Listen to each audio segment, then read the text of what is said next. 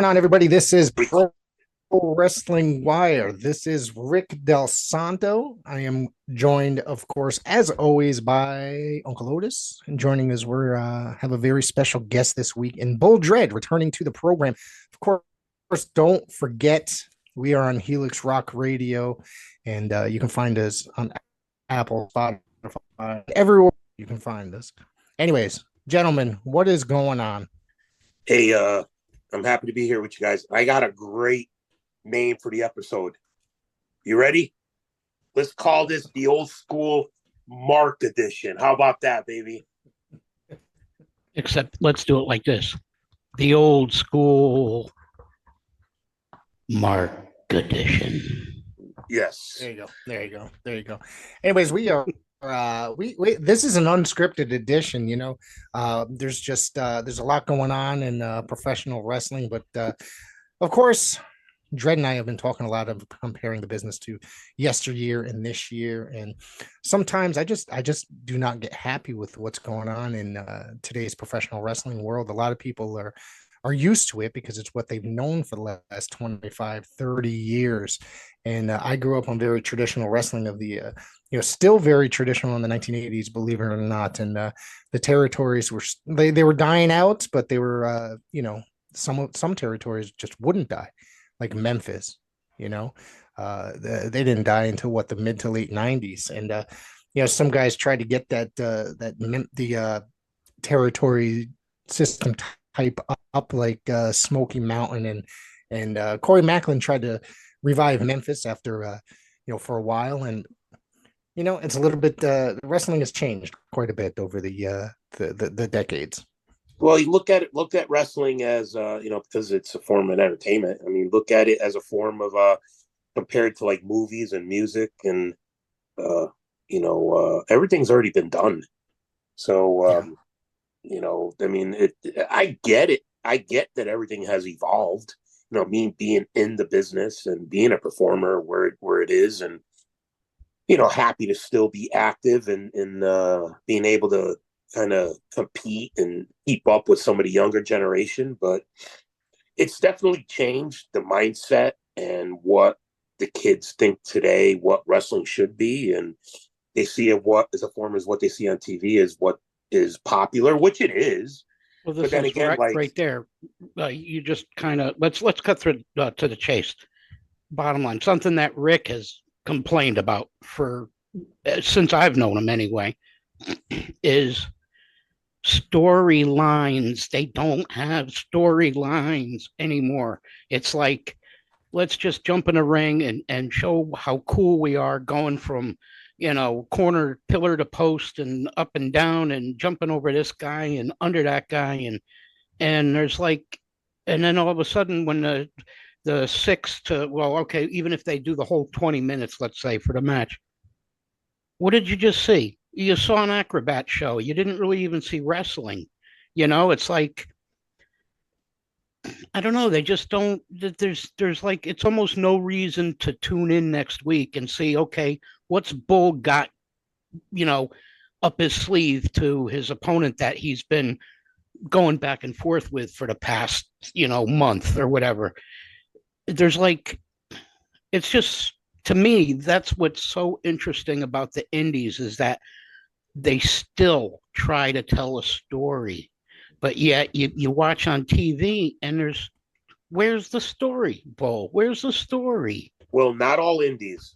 Well, yeah, maybe not all indies, but you know what I'm saying. It all goes back to, and Rick and I talk about this a lot too. And I said this in a previous podcast, and I don't mean no disrespect to anybody. I mean, it's hard to run a company, it's hard to be a booker.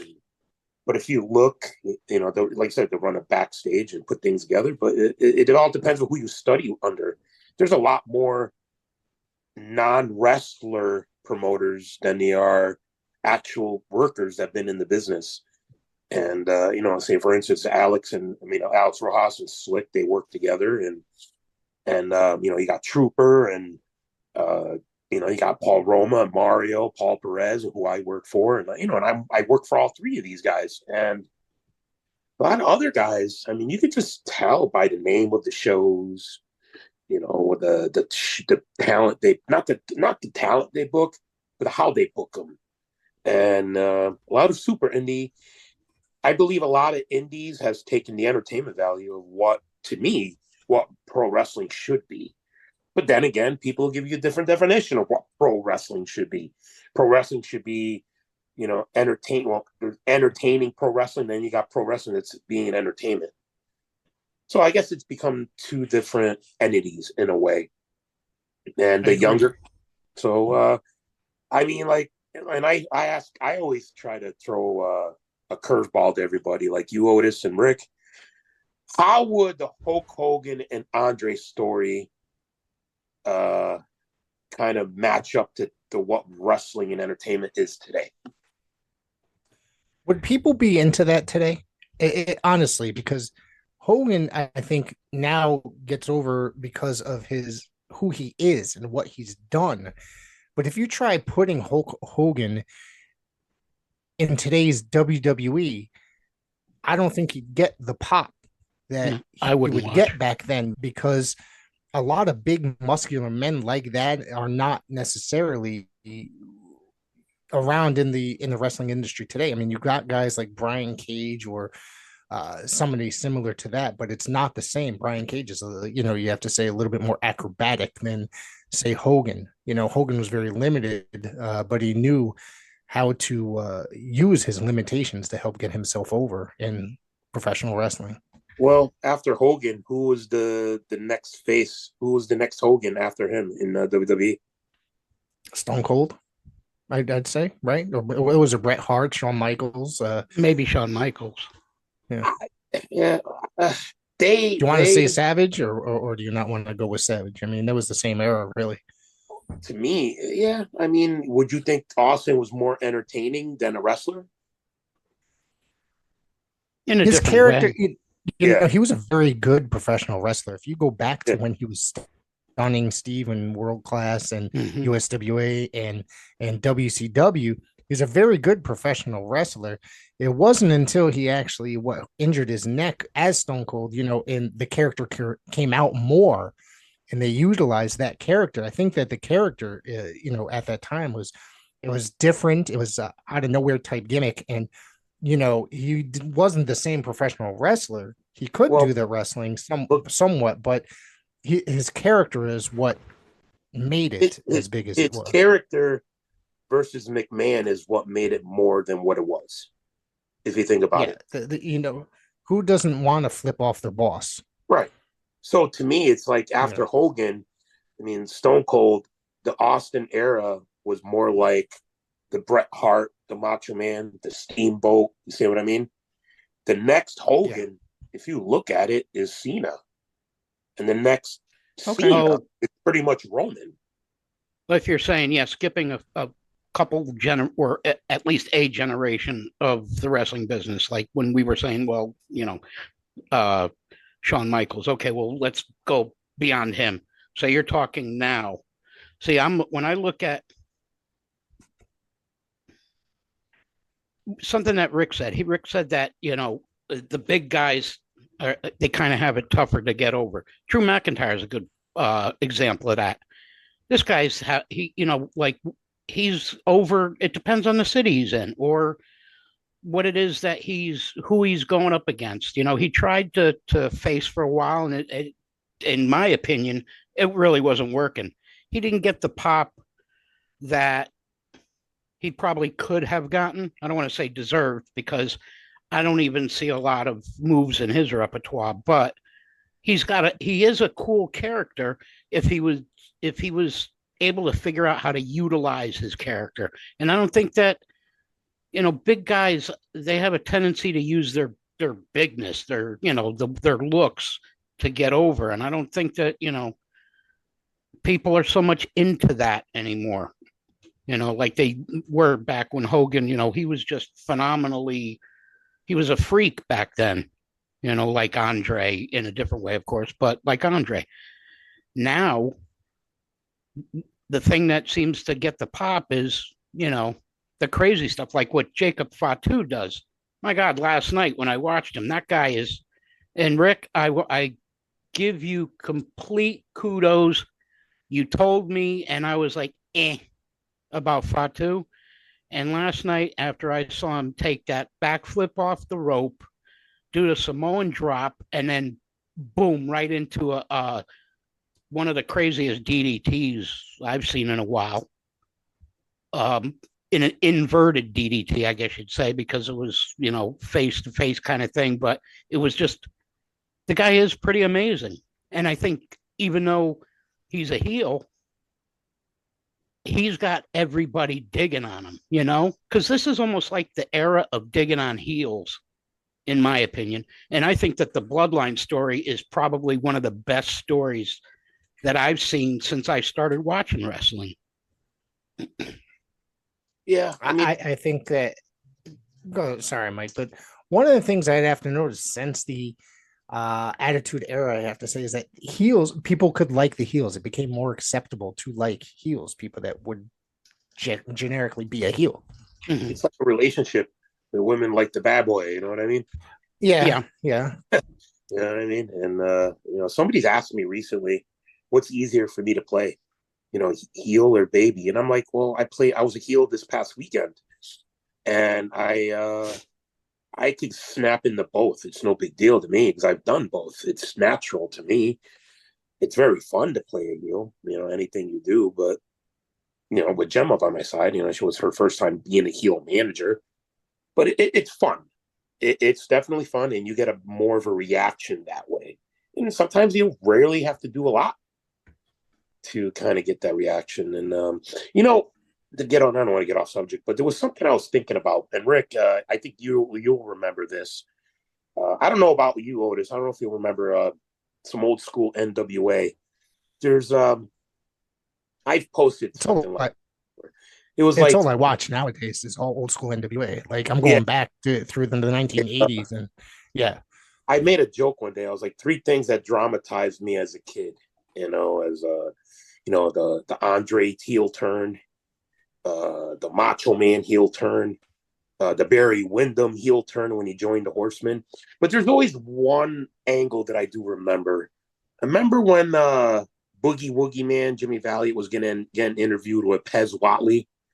Yes. And he turned to Pez Watley and he goes, he is one of the best black wrestlers I've ever been in the ring, or whatever. I forgot how exactly it went.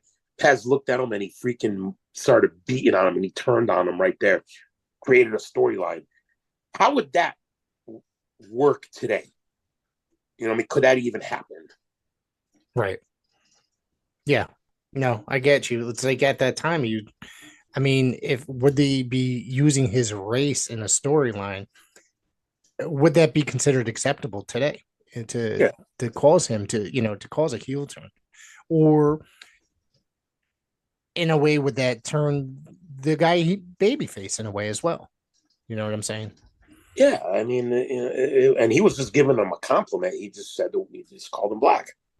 You know what I mean? But I guess maybe it was very sensitive that time, and a lot of the things, I don't know. I mean, the Attitude Era stuff would not fly today, but maybe that's why they're going down Netflix. I've tried going back, I think last year or the year before, tried watching an Attitude Era, a couple of pay-per-views and Raws and stuff like that, particular ones. And I'm just like, there's no way. Like, first off, people wish that everybody can wish that the WWE can go back to the Attitude Era, etc., etc. And it's if you go back, it does not hold up. None of that era really holds up unless there's first off, the matches were not necessarily all that great. There was a lot of like bra and panties matches, garbage matches that were just like ridiculous stipulations. There was too many disqualifications, etc., etc. The storylines to me just do not hold up to, say, storylines of 10 years earlier and say Jim Crockett Promotions or even WWF. None of them really hold up to that era. I just missed the suspense. And Otis, you kind of hinted on this. I missed the suspense of a story where you have TV And I remember NWA, like Rocket Years, used to do a lot of this. The Horsemen used to come in and jump somebody. So we got Pandemonium. You're gonna have to come back next week to watch him. I'm sorry, everyone. We have to tune in next week, and it stops. And you have to wait till next week to see the conclusion of what happened. That's what's missing to me. That's they'd go out basically like a ballroom brawl type ending, and they'd have to cut. Who was really good with that was Bill Watts as well in Mid South and UWF back in the 80s as well. Like there'd always be some sort of crazy ending to the episodes. Yeah, I mean, Otis, how did you? You said you watched the AWA documentary on Doc, and I mean, it was a good documentary. I like watching a lot of those documentaries, like World Class AWA, and it brings back some of the childhood, but not everything. You know what I mean? Because the thing that turned out to be cool for me, and I was discussing this with the professor this morning, I said that, me being more of, and I've said this before, like the last time we had you on the show, I said that I was a fanboy of wrestling, and I mean, even now, I'm still a mark. I love it. I love wrestling. I love the the characters of it, and this and that, and I kind of, and it's a gorgeous belt too. Mark, the thing with me is I wasn't really exposed to the territories. Rick was, he found them early in his life and so on. And then when I watched this documentary, I noticed that a crap load of the guys that I had grown up watching on the big leagues, let's say, WCW and then WWF, now E, they all came from there, from the NWA, the AWA, Continental, and all of these smaller territory promotions. So when I watched it, I was like, whoa, there's such and such, and there's such and such. Like I saw a match from I think I sent Rick a picture of it, and it was of Arn Anderson before he was Arn Anderson. And I was like, wow, this is cool. And I saw him, it was basically a squash match. And Arn was the squash. He got squashed. And I just thought that was just so cool to see the guys that I grew up digging actually came from something that I really didn't get to see, or I didn't look further to find it. I just kind of clicked on the TV because everybody was watching WWF or the WCW, and that's what I did. And now that I'm kind of in the business, I'm mad at myself more than anything, and that's why I really dig now where I'm at, because I'm seeing future stars, in my opinion, on a weekend basis. Because there's the independent circuit right now in Connecticut, anyway, and Massachusetts, where the professor and I, go back and forth. I'm seeing guys that I know probably, well, even after I'm gone, are going to be killing it, because they're killing it now. Some of them, Jay Vara is killing it. Sammy Diaz is killing. Guys like that. They're really good at what they do, and if they're used properly, these guys are going to be big, really big. At least in my opinion, I think so. Northeast Wrestling, which was Right. a former NWA territory when it first started in 1995. And the NEW was big. Well, still, aren't they still really big here in the Northeast? So. Yeah, and I'm forgotten about, I gave them 10 years of my career and only to be tossed to the side, like I don't even exist anymore. But that's the business. Yeah. Yeah. But so, go ahead, Mike.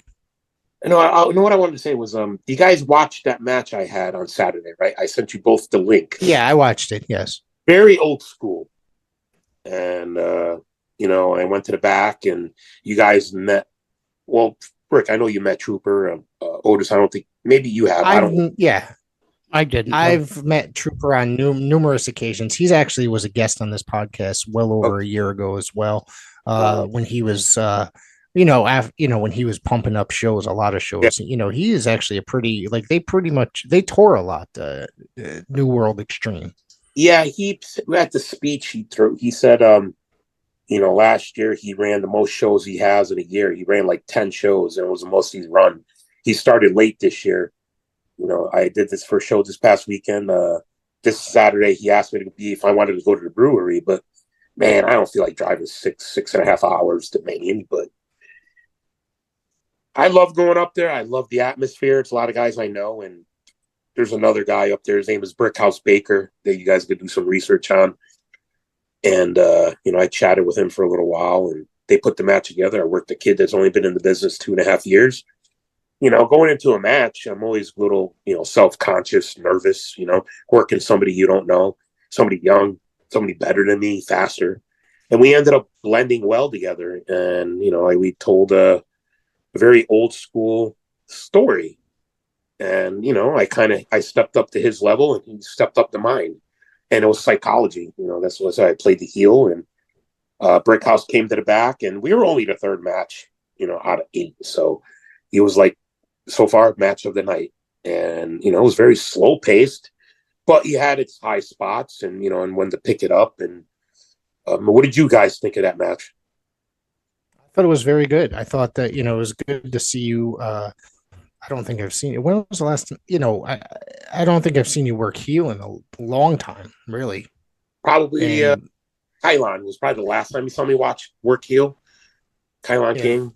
So that was going back a few years, but it was interesting to see Gemma work heel for her very first time. And that's what I was going to say too. She needs to do a little bit of taunting of the crowd. You know what I mean? Very old school style manager type thing. You know what I mean? Taunting the crowd. She reminds me of Precious from with Jimmy Garvin. Yeah. That's what she looks like to me, in a baby doll. And I said to her, I'm like, why, when you think you see like a woman manager out there, what do you hear? You hear her voice. She's screaming, taunting, getting involved, but she's still green. She's learning. I mean, she did good. She's only less 2 years in, maybe. That sounded? Yeah. So she used to heel before. This is her first time. This was her first time. Okay. Yeah. But I thought she did okay. Now that you're saying it's her first time, yeah, I think she did okay. I mean, yeah, taunting the audience would be, and doing some script, she's not going to be sensational Sherry right off the bat, but she definitely, I thought she did, pretty well. I couldn't even tell that you were really healing it too much. I was just into, because I'm still learning a lot. For me, every time I see a match, because the Crocodile King, he sends me copies of his matches every now and then as well, and I check them out. But I get so involved in watching the match itself that I almost forget who's who in the match. I'm just watching moves and how well they're pulled off without anybody not getting injured or whatever. And to me, because it's just such a skill, I'm always looking at it from an analytical point of view, as opposed to trying to say, well, he should have probably done this better, or she should have been a better, screamed a little more. I don't even really notice that a lot of times. And that's what proves that just how green I am still, because I'm still almost marking it instead of looking at it in a different way, Let me ask you guys this, and how would you compare heels, through the generations compared to how it is now? There's no real hatred out there as far as, people hating heels legitimately. If you look back about it, what was it? Bobby Heenan said that he was stabbed one time. You know what I mean? There was guys that got shot at with guns and stuff like that. There's no real, to me, believability to the fact that where some of these heels, their lives are in danger type thing. You know what I I mean? think though a lot of And that has to do with social media and stuff now, and kayfabe isn't what it used to be, and because of that's a that, big part of it. yeah, I think that kind of ruined the believability of a lot of stuff, and that's why I get so angry when people say, "Oh, why do you watch that? It's fake." Well, it's really not. It's just it's a different type of drama and with realism. I mean, Bull, how many times have you been injured in the ring? You must have I been injured a Cares few if times, who gives a shit if it's fake? You're gonna go home and watch whatever the fuck TV show and you're they're all watching. fake. You know what? NCIS. Yep, What's CSI, the all of other that. one? CSI. The Big Bang Theory. It's all fake. It's not real. It's just a television show. That's professional wrestling, but you get lost in the moment of professional wrestling, and that's one thing that I truly, truly miss about professional wrestling. Because you sit there and watch Ricky Steamboat and Ric Flair in the 2 out of 3 falls go an hour straight on Clash of the Champions. You got lost in that entire hour because just how damn good that match was. It didn't Absolutely. matter whether it was real or fake. It just the match was intensely good. Rick, Thank you. I said it to you in a text, and I think I put it in a post. I'm gonna, and I'll ask you again, with Otis, you there. How exciting is to see two cars race down a straightway, going 100 miles an hour each? How exciting is that? Not at all. Added curves, had some hills. A little more exciting. A little bit more exciting, right? Yeah. Twists, turns.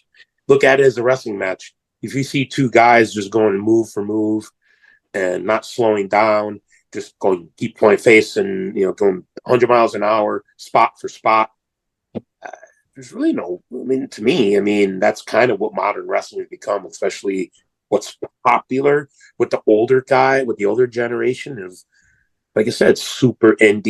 And, I think there was somebody who said that wants to be like the next, like, you got to blame Ring of Honor for that. Ring of Honor, then okay. You got Beyond. Fair assessment. What you're saying right here, because it's like, a promoter friend of mine who will remain nameless basically said that he wants to be the next Beyond Wrestling. And it's like, why do you want to be the next something?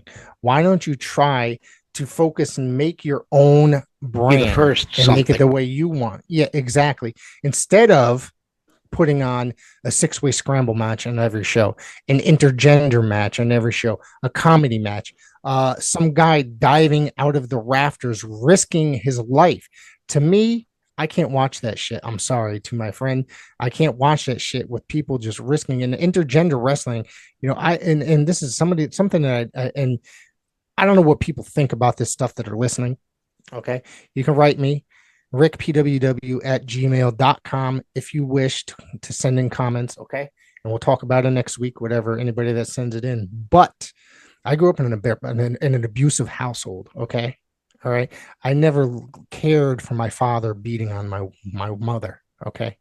So, and that's what I always compare that stuff to, watching some dude beat the shit out of a girl in a ring. I don't think that that's necessarily, it does not make sense to me. It's kind of bullshit, if you ask me. And then to see a 90-pound girl come back and beat the shit out of a 300-pound dude, it's not realistic. I'm sorry. I like my wrestling with a little bit of believability. Here what it comes down to. Fair enough, yeah. People think the word mark is like now they take offense to it. It's insulting. Yeah, a lot of people. A promoter friend of mine said that he wants to rid the industry of terms like mark. No, there's a reason why that word is around. Yeah, whatever. I can say it. I can say wrestling's fake. I'm in the business.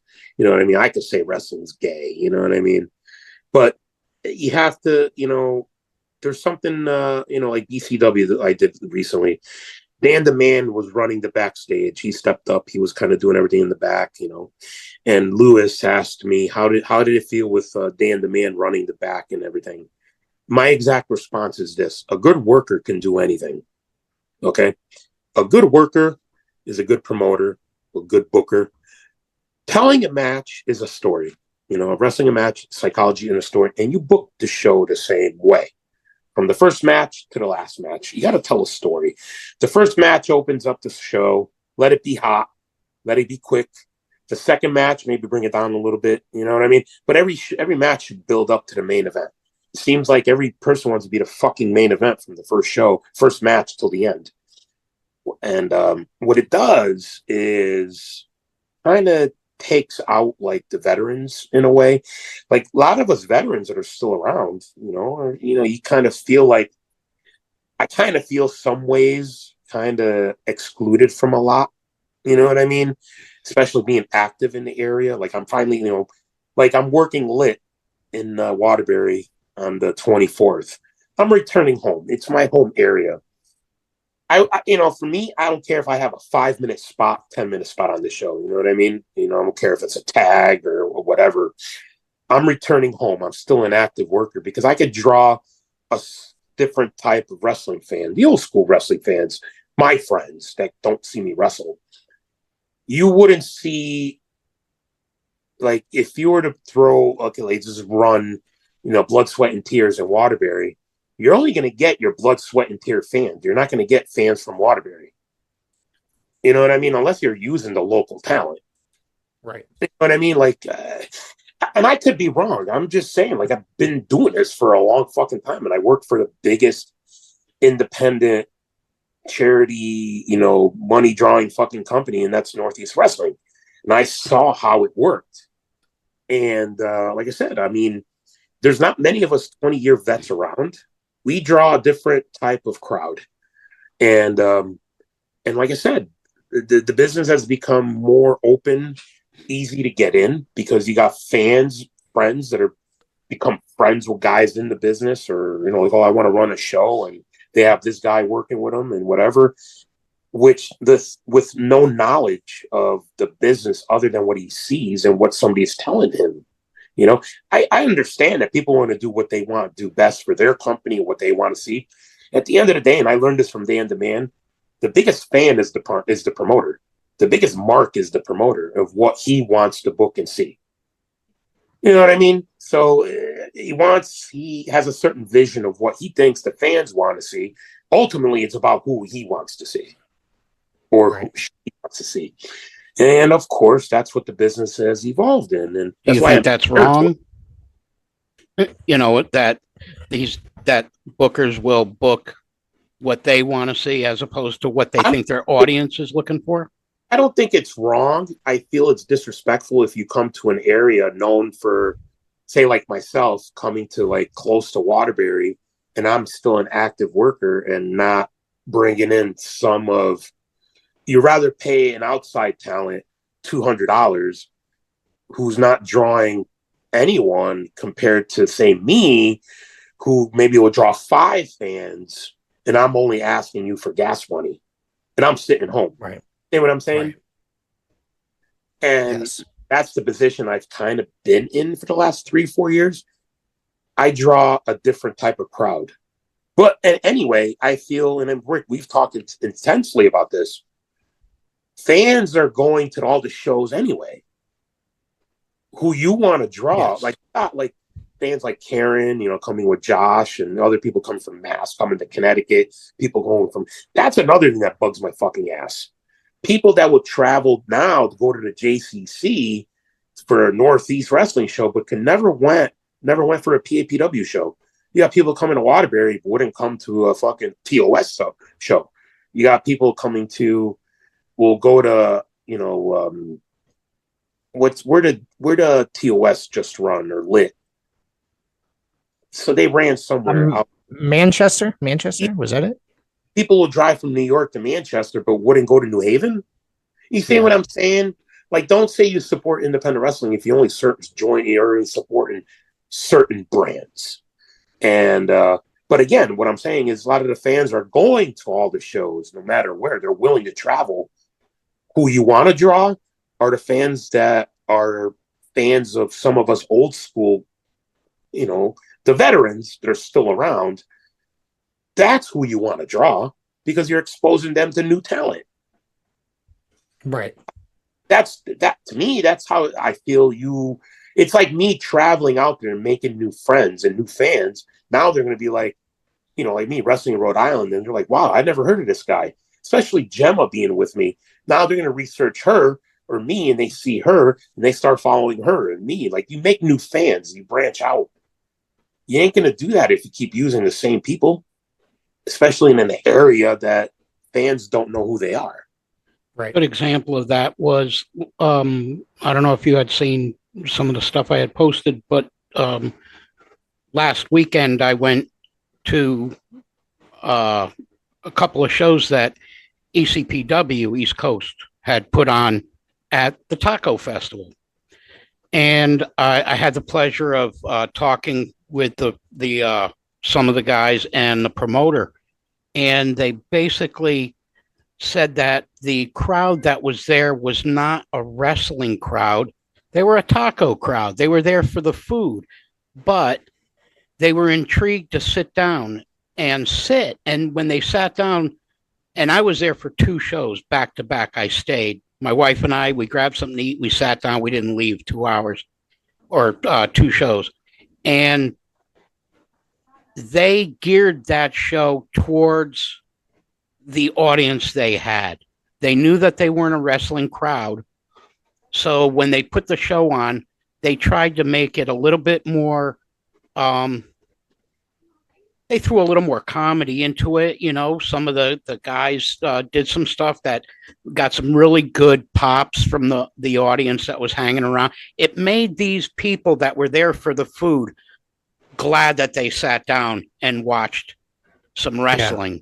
And they enjoyed it. And I sat there and the kids had a ball and the parents were loving it because their kids were enjoying it. And they were, and I actually saw some people that I was in line to get ice cream, and I was listening to some guys that were in front of me, and they were like, wow, that was really cool. I didn't expect to, sit down and even watch it. And I was listening, saying to myself, "Oh, this is awesome!" I mean, I was getting all excited because this was also something new for me. But just like you said, though, when you gear it towards the audience and what it is that you expect they want, you get a much better outcome. And so, if they're wanting to push somebody like you because you're a veteran, like you said, different audience, well, then your audience is going to be there. You know what I mean?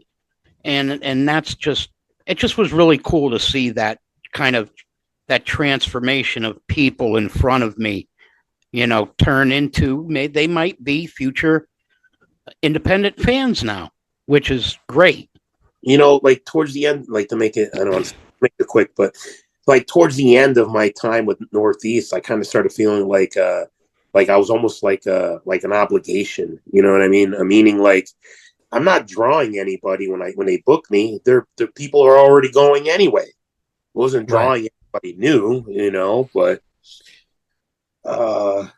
it's nice now to kind of like be at a point where I can be a draw. I don't look at myself as a draw. I mean, I really don't. But especially if you can entertain the boys now in a way, Yeah.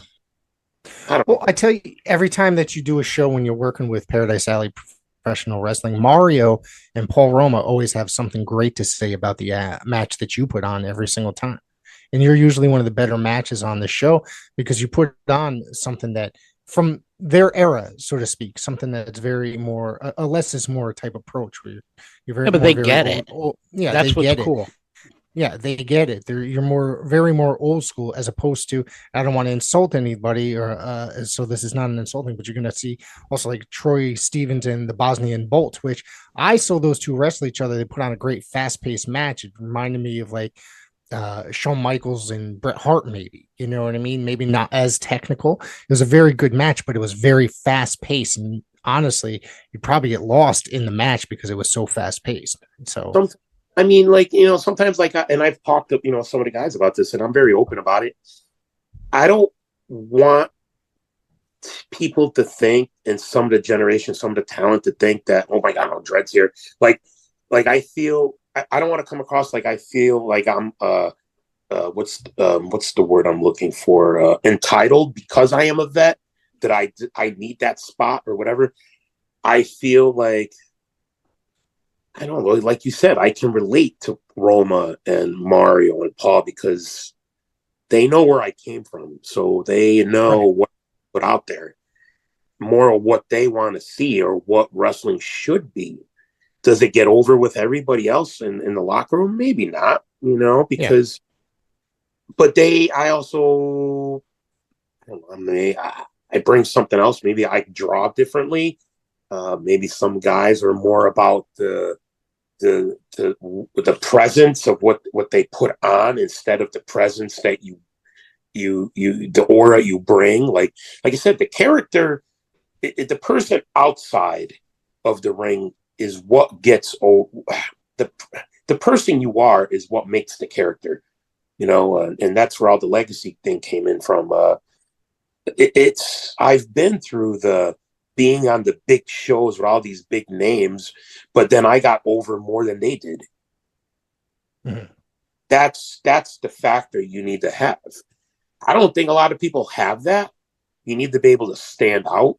Like I got complimented from Joe Palladino. I keep saying Joe Palladino, Rich Palladino, and on Saturday, and he announced me once or twice. He said more than once. I don't remember. He said it was always a pleasure to see me, and he said he's always been a fan of my work. And that to me, that's a fucking compliment. You know what I mean? Because you see what he does, and who am Yeah. I? I mean, he's now at this point in his career, he's on TV like twice a week, really, if you think about it. He's doing MLW, he's doing Wrestling Open, and he does all the bigger indies in the Northeast area. You know what I mean? He said to me that he was in Trooper's ear the whole match because they were next to each other. He had a girl there who was learning how to be a referee that told him to watch Gemma. Unfortunately, Gemma was being more heel that night, so a little bit more out of her character. But from what Rich told me, he said he turned Trooper that night. Trooper decided he had nothing bad to say. He looked at him. He goes, and that's a veteran right there. After my match, You brought up a good point to stand out. That you should stand out, and that's what I'm noticing. That even though there's a lot of really good talent right now in the indies that I've been had the pleasure of going to, it's like there's not really many that stand out, like that make me want to go back because that person is going to be there again. You know what I mean? Kind of like you said, oh, well, you draw a different crowd. But that's, you still draw though. You do, because there are people that remember your accomplishments and they appreciated what you brought to the table. And so they want to, they're comfortable when they're sitting down and they're watching you. And there's not a lot of talent right now that kicks me in the pants and says,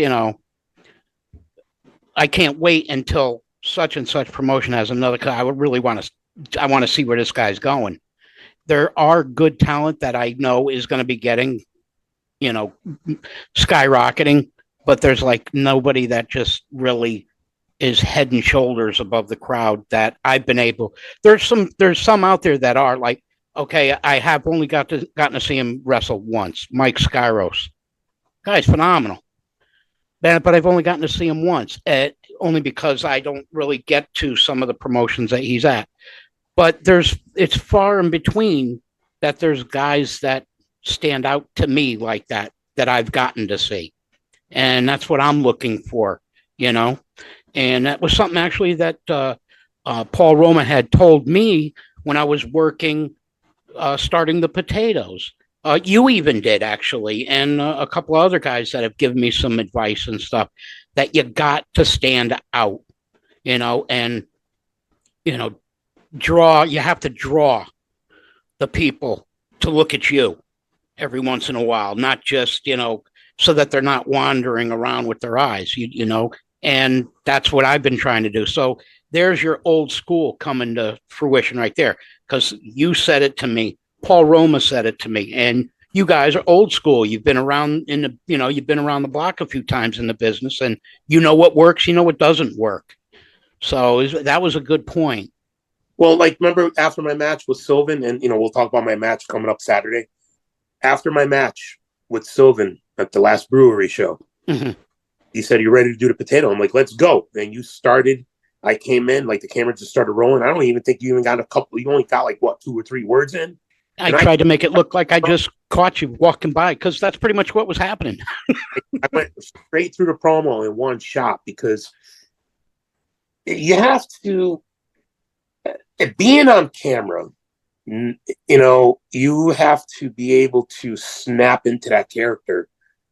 And like I said, when you're doing your interview, and like, and Rick, and I know you know this, but like, even though you're the mic, people don't see you doing commentary, right? You're the voice.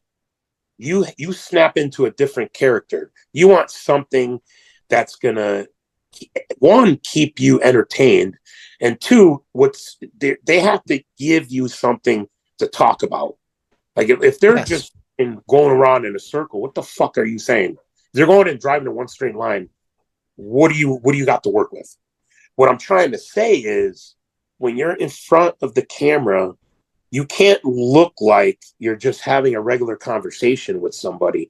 You have to tap in, and like you got like your plug just plugged into an amp. You know what I mean? You have to snap into. You're in a different energy. You need something to, like, you can't say you can't, like, you got to draw people in with your words, your intensity, your eyes, your emotions, just like, hand movements and stuff like that, like your body movement. People, like, your face starts turning red, and My you got favorite emotions, not just go through the motion. The favorite potato that I did was the one that I did with Bloodsaw, where he switched up with me, where he was interviewing. It was like he was interviewing me going up against this Jeremy Lacroix that night, and it was him who was having the match. And he said, "Look, I got an idea, and we're going to run with it." He goes, "I'll tell you about it when I get there, when we're ready to do it." And I'm like, "Okay." He goes, "I'll surprise you." And I was there, and he came in, and basically he took my hat and he put my hat on him and put his on me and gave me the belt, and he was interviewing me. And that one got a lot of views, and I had a ball with it, because that was totally unscripted. I had no idea what I was going to say.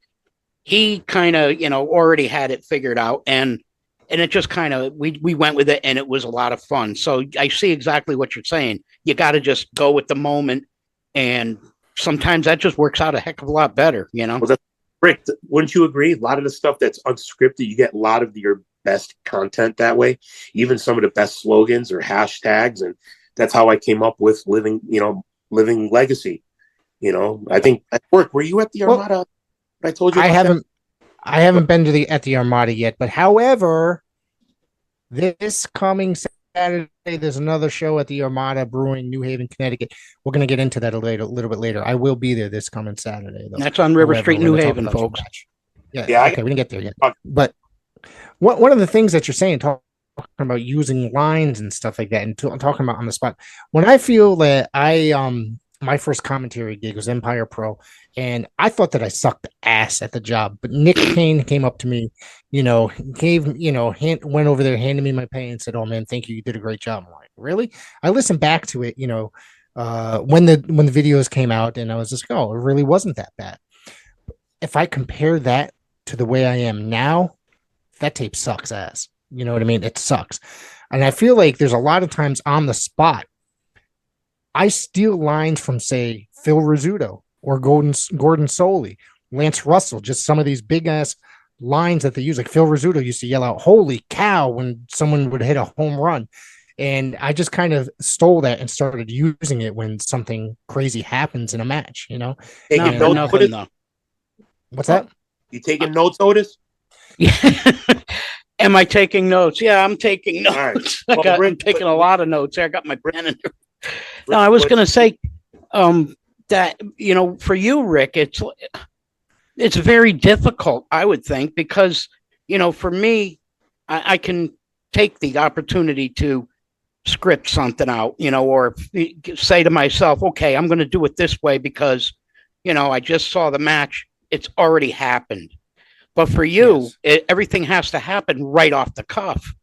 Yes. So, Well, I'm doing it live, and there's plenty of times exactly. I have had to overdub, and I feel like doing it live is definitely a lot better than overdubbing, because overdubbing, I'm sitting in a four-walled room, and it's not nearly as good, and it just does come off with as much emotions watching it on a video screen, talking into a microphone.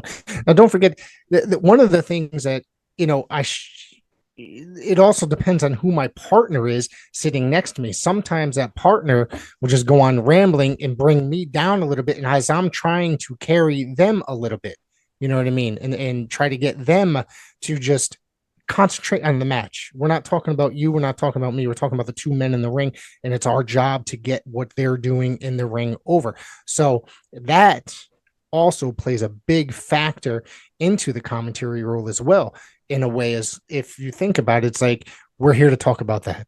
I'm not here to talk about me and show off. Like, I understand it's like, the sidekick is supposed to be like a color commentator, but it's not supposed to. It's got to be about the two men in the ring, not about shooting lines off about yourself, trying to get yourself over. Well, Rick, look at it this way, and I think maybe this will help you too. And I think you understand it. Maybe this will understand you. Otis, you also, to get back to what we were saying about you say you take notes and who you watch, you steal lines. Me being a worker, you watch your favorite wrestlers and you combine a lot of the things that you see and you create your own. Rick, you're doing it live. You're color commentating. You're doing it live. You're calling it as it's happening. Me, I have to think on my feet. I'm in the ring and something messes up. I have to call it right in there. I think, go about the match. Maybe you go about the same way, whoever your color commentator is, whoever your partner is. I know you work with Kevin, so you're very comfortable with him. Maybe even Tom. Well, me and Kevin have a good, relationship in the booth. I mean, we're very good friends, but together as broadcast partners, Kevin, he does not make it about himself. That's one thing, but he's also good at feeding lines and trying to get me to lose character in the play-by-play by feeding me comedic lines, especially when there's certain people out there in the ring. All right, go about it like this. Anybody else that you either knew you meet, and Otis, this goes for you too. Anybody else knew you interview, go about it like I went with about my match with Manny. I went up to him and we met, we talked, whatever. We met before, and I said, "You want to have fun?" I tell him, like, this is, you do this. You tell him what you do, what you like to do, what is that you like to do. Go about it as a match, and make it clear. There's certain points you want to hit. If you want to say something about yourself, you want to get the podcast over or whatever. But tell them, don't make it about you. I mean, don't be afraid to say that. No, you're right. Because as much as you can on the people that are focused, on the brain. Actually, yeah. I think my better interviews were the ones that, like, when I was interviewing a heel or something, I would say, "Heal me up." When I'm interviewing you say or do whatever you want. Smash me on the head, and put my hat down over my eyes. Call me stupid. Do whatever you want. It's fine with me, because I'm here to help you portray who you are. Well, in the ring. Put it this way, with you, because you do the interviewing, you're there with the mic, you're more like the referee of the match. Look at it that way. The referee is a very important part of the match. Why? Rick, you answer the question, both of you. Why are they as much as important from the match? They have the best view of everything. So why are they? The referee is the most important part of the match. They can tell you certain things in the match. They're watching the match as it happened. They can save you in the whole entire match as well. Yeah, watching them react to everything. Yeah. So Otis, you as an interviewer standing there with a mic, you have to react in certain ways. You can't just stand there. You know what I mean? Like you say, you look around and you don't know what to do with your other hand. Keep it down, and then kind of movements, and even with your eyes, and and if they say something wrong, and kind of shake your head, and and That's if they're yeah. heads, you have to react from it. Paul Roma's been telling me that. He used to say to me, I mean, I won't tell the story now, but he told me a story about between him and Mean Gene, and how Mean Gene, when interviewing him, tried a couple of times, and one time almost did make him break character laughing because of something that happened in the past between the two of them, or that Mean Gene knew about. And he said one of the important things is when I'm interviewing somebody, especially if, when I interviewed Sammy Chaos, I tried to do this. When she was like getting in my grill, I would be like making faces like, okay, well, sorry, okay. And then when I was getting ready to leave, I was like, oh, okay, back to you in the studio, and I just tried to play it crazy, like I was embarrassed, or I tried to look foolish a little bit, and I think I think it was one of my better ones that I did, and it was probably one of the shortest ones I did. You're still in your work in progress. You still have to kind of tap into who your character is. Yeah. So let's talk about some of the matches that you have coming up this Saturday, August 10th. You're taking on Sylvan at the Armada Brewing, New Haven, Connecticut. Yeah, it's my rematch. It's our trilogy match. I don't know. If you guys saw the match, I think I sent it to you. Otis, I know you were there. Sylvan got lucky. He, like I said, I'm not going to sit here bitch and moan because, I've done what it takes to win a match in the past. But, I'm watching it back. It wasn't as bad as I thought, a little on my part. I know where I was in my part, and I critiqued him. And, I don't know what's going to lead to after this. But I got next Saturday, me and Sylvan, Armada Brewery. I'm off the following weekend, and the weekend after that, I think, Rick, we're doing CXW at Legends. Yep, August 23rd, Legends Sports Bar, Connecticut Extreme Wrestling. I'll be doing play-by-play, and from what I understand, I think this is going to be a live broadcast on Kick. I'm not 100% sure, but we'll bring it back to this program here and make some announcements regarding the rest of that. But do you know who your opponent is for that night? Yeah, me and Bobby C rematch from the last. Okay, you guys put on a great match last time. Of course, I shared the clip of you wearing his wig. Very old school, and he had very, this is off script and, whatever. And he had very kind words for me. It made me, he recently had a heart issue. He had surgery, and, God bless him. And, with you, I mean, our health is our number one priority. And, he said to me that, he's going to be tagging from now on for a little while, but he's keeping the match with me because he trusts me. So to me, that's an honor. And, August 24th, I return home. I debut for Legacy is Timeless at the Ark in Waterbury. And the 25th, KPW in Bristol. Then August 31st, 2TW. Me and Cade versus the POP in Texas Tornado match. And I don't have anything in September yet. So nothing. It's still early. Still early.